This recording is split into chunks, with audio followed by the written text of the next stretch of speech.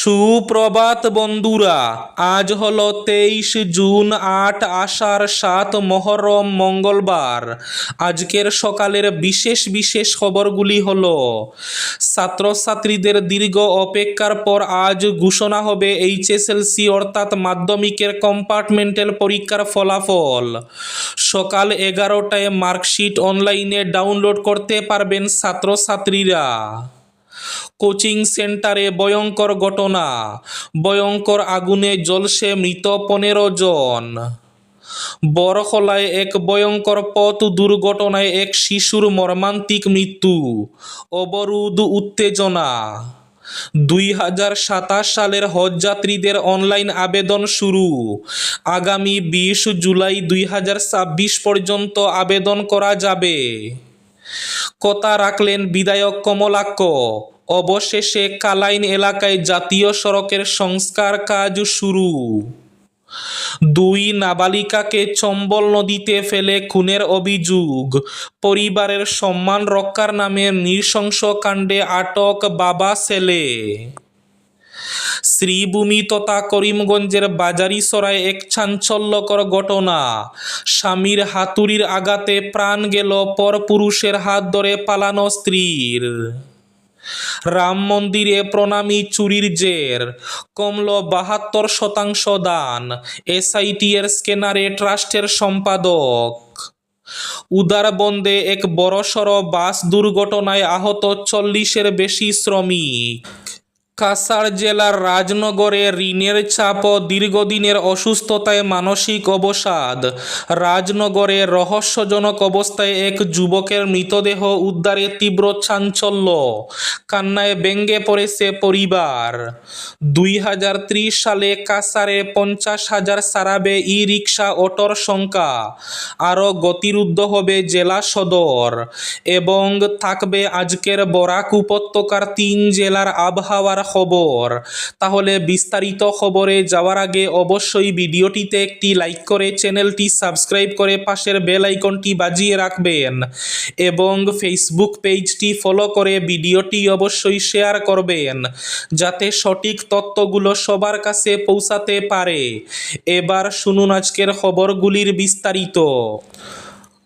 প্রথম খবর, বরখলা পশু হাসপাতাল সংলগ্ন শিলচর জয়ন্তিয়া সড়কে দুর্ঘটনায় এক শিশুর মৃত্যুকে কেন্দ্র করে অবরোধ সহ টান টান উত্তেজনা দেখা দেয়। দুর্ঘটনাটি ঘটে সোমবার সন্ধ্যা 6:30 নাগাদ। মৃত শিশুটি হল নাসিমউদ্দিন বরবুইয়া, বাড়ি বরখলা প্রথম খণ্ডে।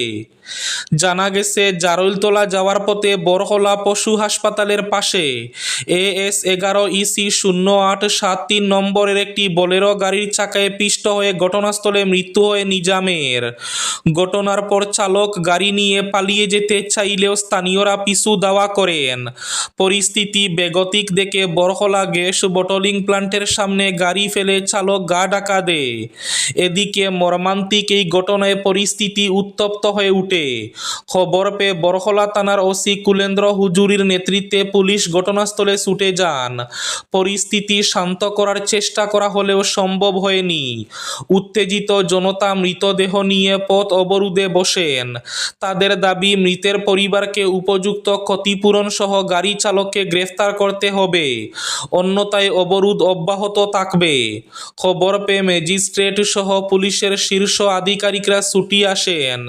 দফায় দফায় বৈঠক হলেও রাত 10:30 পর্যন্ত সুরাহা হয়নি। বর্তমানে পরিস্থিতি থমথমে রয়েছে। ছাত্রছাত্রীদের দীর্ঘ অপেক্ষার পর আজ ঘোষণা হবে এইচএসএলসি অর্থাৎ মাধ্যমিকের কম্পার্টমেন্টাল পরীক্ষার ফলাফল।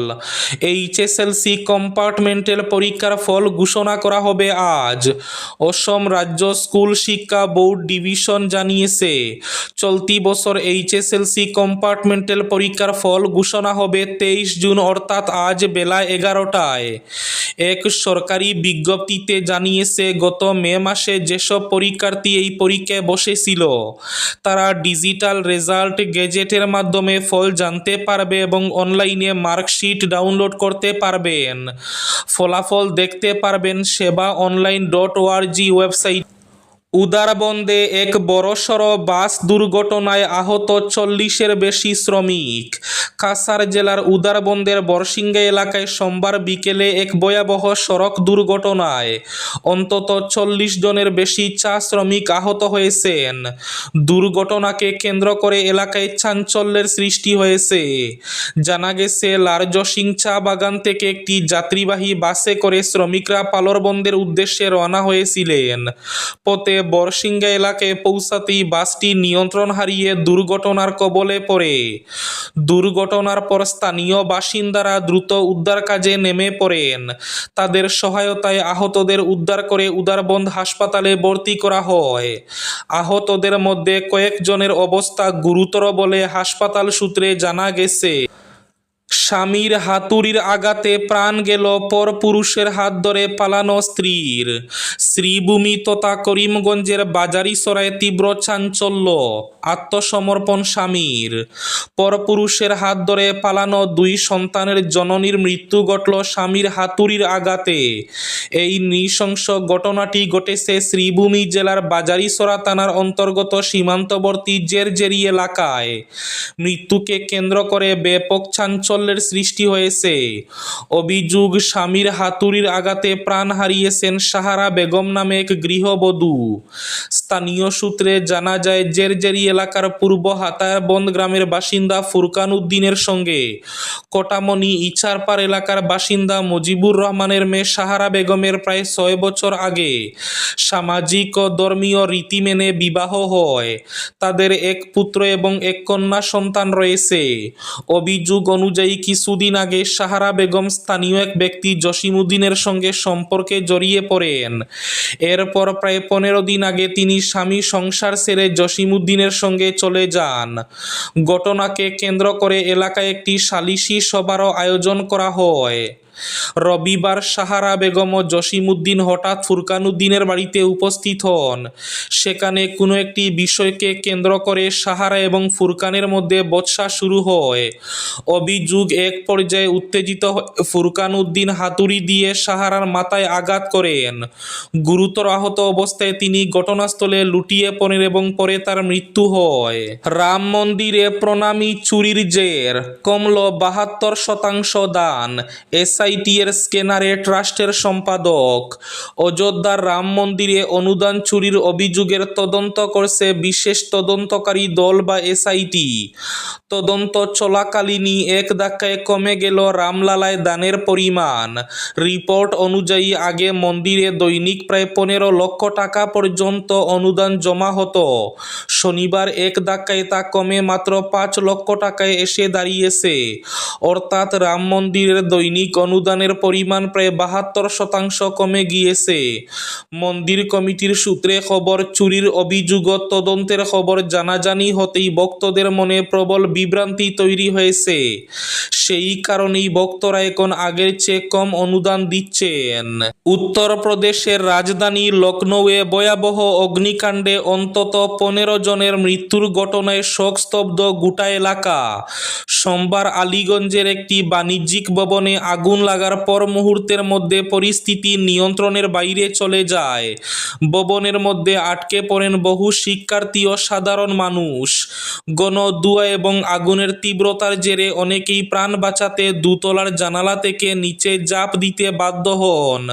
স্থানীয় সূত্রে জানা গিয়েছে, 3 তলা ওই ভবনের একাংশে একটি কোচিং সেন্টার চলত।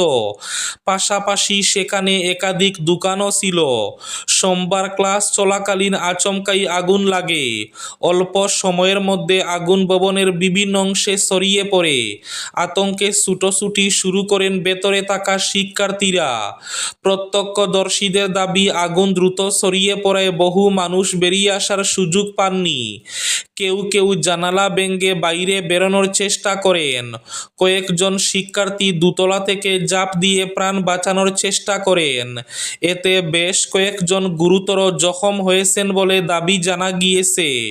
দমকল বাহিনীর একাধিক ইঞ্জিন ঘটনাস্থলে পৌঁছে দীর্ঘক্ষণ ধরে আগুন নেভানোর কাজ চালায়। প্রায় 1 ঘন্টারও বেশি সময় ধরে চলে উদ্ধার অভিযান। প্রাথমিকভাবে মৃতের সংখ্যা 15 বলে জানা গেছে। 2030 সালে কাছাড়ে 50,000 ছাড়াবে ই রিক্সা অটোর সংখ্যা, আরও গতিরুদ্ধ হবে জেলা সদর। শিলচর শিলংপট্টি মোড় সোমবার সন্ধ্যা 6:30। 10-11 বছরের ছেলেকে নিয়ে কোনোক্রমে প্রাণে খানিকটা লাফ দিয়ে ফুটপাতে উঠলেন মহিলা। বিরক্তির সুরে জাজালো কণ্ঠে স্বগোক্তির মতো করে বললেন, পায়ে হেঁটে রাস্তা পার হব এরও উপায় নেই। যেদিকে তাকাই সেদিকেই হয় টুকটুক ই রিক্সা আর না হয়ে নীল সাদা কালো অটোর সারি। অমনি মায়ের কথায় টিপ্পনি কেটে বছর 10-এর ছেলেটি বলল, আচ্ছা কোনোদিন যদি এমন হয় যে ফুটপাতেও অটো ই রিক্সা ছুটছে, হয়েছে তোমাকে আর পাকামো করতে হবে না। মহিলা তিতি বিরক্ত হয়ে পুত্রকে ধমক দিয়ে চুপ করালেন। আপাতত 10-11 বছরের ছেলেটির কথাকে নিছক রসিকতা ভেবে কিংবা নেহাত শিশু সুলভ কল্পনা ভেবে অনেকে হয়তো উড়িয়ে দেবেন, কিন্তু কম পরিসরে রাস্তায় গোটা কাছাড় জুড়ে যে অনুপাতে প্রতি বছর ই রিক্সা অটো বিক্রি হচ্ছে, তাতে আগামী 2030 সালে কাছাড়ে অনায়াসে 50,000 ছাড়াবে ই অটো রিক্সার সংখ্যা। আর এক্ষেত্রে রাস্তা পরিসর কিংবা বিকল্প সড়কের সংখ্যা যদি না বাড়ে, তাহলে সে সময় জেলা সদর হিসাবে শহর শিলচরে ফুটপাতের উপর দিয়ে ই রিক্সা অটোকে ছুটতে দেখা গেলে অবাক হওয়ার কিছু থাকবে না। 2 নাবালিকাকে চম্বল নদীতে ফেলে খুনের অভিযোগ। পরিবারের সম্মান রক্ষার নামে নৃশংস কাণ্ডে আটক বাবা ছেলে। পরিবারের সম্মান রক্ষার নামে 2 নাবালিকা কন্যাকে চম্বল নদীতে ছুঁড়ে ফেলে খুনের ঘটনায় উঠেছে রাজস্থানের ধলপুর জেলায়। ঘটনায় চাঞ্চল্য ছড়িয়েছে এলাকা জুড়ে। প্রাথমিক তদন্তে এটিকে অনার কিলিংয়ের ঘটনা বলে সন্দেহ করছে পুলিশ। অভিযুক্ত বাবা ভরত লোধা এবং তার ছেলেকে আটক করে জিজ্ঞাসাবাদ শুরু হয়েছে। পুলিশ সূত্রে জানা গেছে, ধলপুর জেলার সদর থানার অন্তর্গত ফারুকপুরা গ্রামের বাসিন্দা ভরত লোধার 2 নাবালিকা কন্যা রহস্যজনকভাবে নিখোঁজ হয়ে যায়। বিষয়টি নিয়ে পরিবারের সদস্যরা উদ্বেগ প্রকাশ করলে গ্রামে একটি বৈঠক ডাকা হয়। সেই বৈঠকেই ভরত দাবি করেন তার 2 মেয়ে চম্বল নদীতে পড়ে গিয়েছিল। আজকের বরাক উপত্যকার 3 জেলার আবহাওয়ার খবর। আজ বরাক উপত্যকার 3 জেলার আকাশ একটু মেঘলার পাশাপাশি হালকা বৃষ্টির পূর্বাভাস। শিলচর কাছাড়ে আজ সর্বোচ্চ তাপমাত্রা থাকবে 32 ডিগ্রি সেলসিয়াস এবং সর্বনিম্ন তাপমাত্রা থাকবে 26 ডিগ্রি সেলসিয়াস। শ্রীভূমি তথা করিমগঞ্জ জেলায় আজ সর্বোচ্চ তাপমাত্রা থাকবে 31 ডিগ্রি সেলসিয়াস এবং সর্বনিম্ন তাপমাত্রা থাকবে 26 ডিগ্রি সেলসিয়াস। হাইলাকান্দি জেলায় আজ সর্বোচ্চ তাপমাত্রা থাকবে 32 ডিগ্রি সেলসিয়াস এবং সর্বনিম্ন তাপমাত্রা থাকবে 26 ডিগ্রি সেলসিয়াস। এবার শেষ খবরটি। ঋণের চাপ ও দীর্ঘদিনের অসুস্থতায় মানসিক অবসাদ। রাজনগরে রহস্যজনক অবস্থায় এক ব্যক্তির মৃতদেহ উদ্ধার। কাছাড় জেলার ধলাই থানার অন্তর্গত রাজনগর এলাকায় এক ব্যক্তির মৃতদেহ উদ্ধারের ঘটনায় ব্যাপক চাঞ্চল্যের সৃষ্টি হয়েছে। এ ঘটনাটি নিয়ে পরিবার ও স্থানীয়দের মধ্যে ধোঁয়াশা তৈরি হয়েছে। ইতিমধ্যে ঘটনার তদন্ত শুরু করেছে ধলাই থানার পুলিশ। মৃত ব্যক্তির নাম রুহুল উদ্দিন তালুকদার। তিনি রাজনগর এলাকার বাসিন্দা এবং মুসলিম উদ্দিন তালুকদারের পুত্র। পরিবার সূত্রে জানা গেছে, রবিবার বাজার থেকে বাড়ি ফেরার পর রুহুল উদ্দিন তার স্ত্রী হাসিনা বেগম বরবুইয়াকে জানান বাজারে কারোর সঙ্গে কথা কাটাকাটির সময় তার পায়ে আঘাত লেগেছে। পরে তিনি স্ত্রীকে বাপের বাড়িতে চলে যেতে বলেন। এ নিয়ে স্বামী স্ত্রীর মধ্যে কিছুটা বাকবিতণ্ডা হয়। এরপর স্ত্রী বাপের বাড়িতে চলে যান এবং রুহুল উদ্দিন বাড়িতে একাই ছিলেন। এই ছিল আজকের সকালের বিশেষ খবরগুলি। ভিডিওটি অবশ্যই লাইক করে শেয়ার করে দেবেন।